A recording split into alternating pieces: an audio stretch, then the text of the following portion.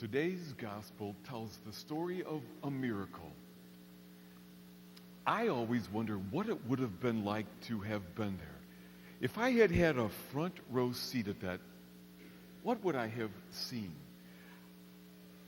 Did Jesus multiply all the loaves and fishes at once and then get the disciples to help distribute them? Or as they gave one out of a basket, did another one suddenly replace it? Or as they broke off a piece, did it suddenly go back full again? Or when no one was looking, would more appear? I don't know. But I do know that I do indeed have a front row seat at an ongoing miracle, because every Sunday I sit there and get to see the miracle here. There is a human temptation towards scarcity thinking, towards selfishness, towards looking out for number one. Certainly, like us, the disciples were tempted that way. And when the crowds there were hungry, they said, Jesus, send them home. We don't have enough for them. We have to take care of ourselves. You send them home. I get that. There's a part of me that hoards food. I've always got a stash hidden somewhere. My car's got food. If I go anywhere I'm going to be on the road a bit, I make sure I've got food in my backpack. So I understand the disciples' thinking. But the disciples met in Jesus a whole different set of assumptions. Instead of their scarcity thinking, Jesus' approach was, oh, you give, and there will be plenty. Now, I don't know what happened next, but I always remember a friend of mine who said, imagine that maybe this is what happened. That as the disciples began to do what Jesus said, giving and sharing what bit they had, that inspired other people like me who had the stash of food to pull it out and start to share it. And as others saw that, they said, well, I can share too. And maybe they thought, well, Jesus believes in us that we can do this. I don't know, but I'm going to share too. And my friend said, what if the miracle was the multiplication of generosity? That Jesus took the goodness that was already in the hearts of those people and multiplied their trust and their generosity that they shared so that there would be enough for everyone. And my friend said, would that in any way diminish the miraculous nature of this for you? And the more I thought about it, the more I thought, that would have been a miracle too. I don't know exactly what happened, but I love reminding myself sometimes that the greatest miracles I'm going to see are almost always the multiplication of generosity, goodness in human hearts,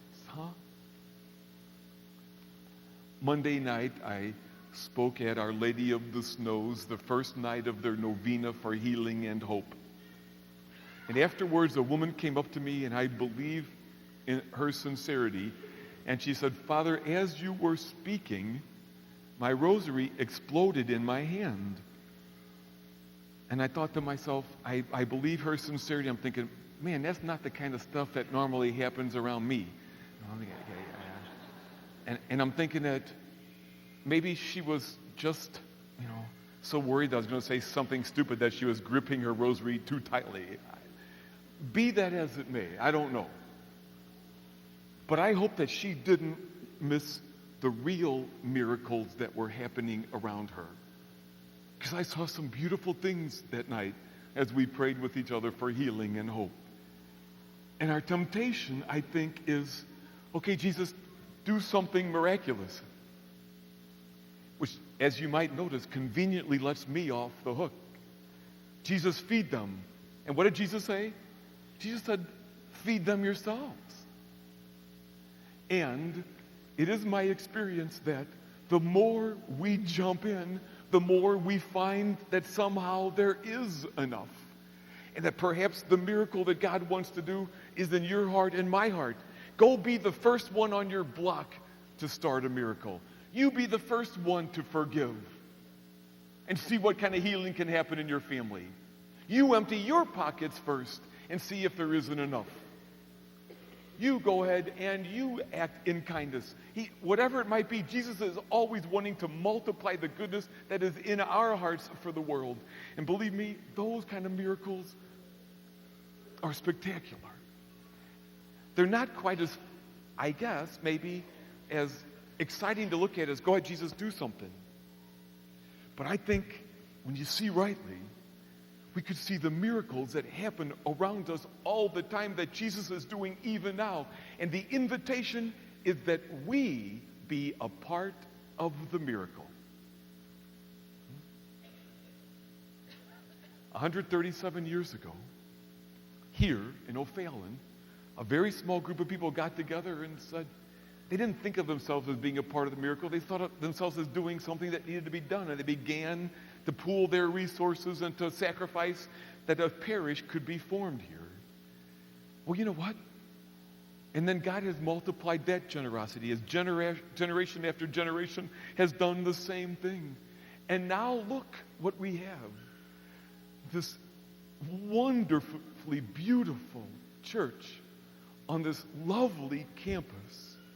Such beautiful liturgies, the holiness of our sacraments, the incredible generosity of our ministries that touch so many people's lives. Again and again, I hear people say, I found Christ there when I needed Christ most. Not just for our own parishioners, as well as those who come who are unchurched or have different faith traditions who found the love they needed here. And you know what, my brothers and sisters? You and I are a part of that miracle. I hope you don't leave Mass today without looking around a little bit and seeing what's real here. As the basket goes from person to person and we empty our pockets, so to speak, as we get involved in various ministries, as people who were estranged reach out in friendship, as the work of God continues through so many good people, guess what? You and I are a part of a miracle. And I'll tell you, watching a miracle would be something, huh? I'm convinced being a part of one is even better.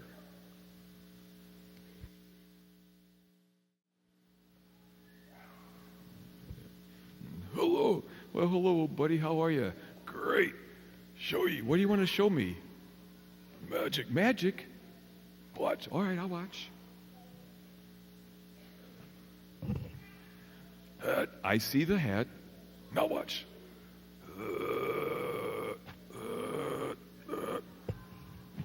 Rabbit. Ta-da! Oh. Wow, Big Al. Impressed? No, I'm not particularly impressed, but a nice try. But okay, so you pulled a rabbit out of a hat. Magic. What if I said you could be a part of something more than magic? What? What if I said you, Big Al, could be a part of a miracle? Hey, well, boys and girls, it's true. I mean, Big Al could be a part of a miracle, and so could you. So could I.